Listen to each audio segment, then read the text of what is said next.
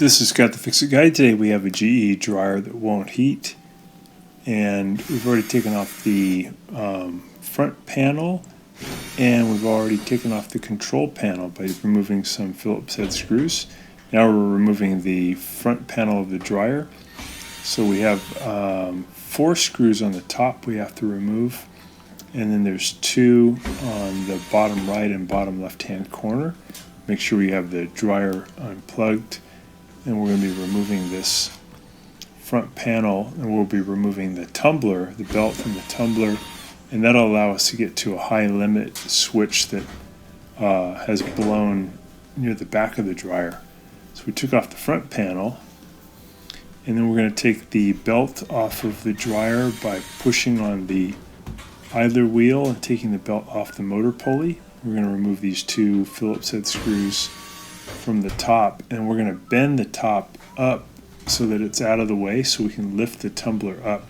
We're going to get underneath the tumbler and push up pretty hard to release the rear bearing so it can come out of a little plastic socket. You have to lift it up by about 4 inches, and then you can take the entire tumbler and pull it out towards you to get it out of the way. I usually like to get my hands underneath the tumbler and then push up really hard to make it let loose of the rear bearing. So I'm pulling it out, and now I've got my continuity tester. I'm testing out the high limit. There's 2 of them there. One works, one doesn't, so that one is limiting the power going to the igniter. So I'm going to be removing that high limit and replacing it. In this case, it's the one to the left, or the lower one. So I'm going to be pulling the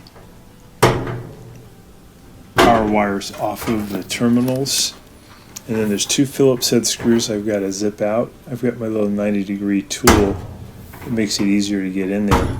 And once I get it off, I'm just going to put the new high limit on, put the wires back on, screw in the new one, and then I'll just do everything in reverse. I'll put the tumbler back in, get the belt back over the motor pulley, and then I'll put the front panel back on, then I'll put on the control panel, then I'll put on the middle panel.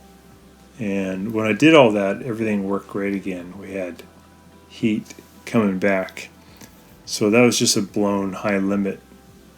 Hope that's been helpful to you, and you can get your GE dryer going again. Thanks so much for watching, and please subscribe when you get a chance.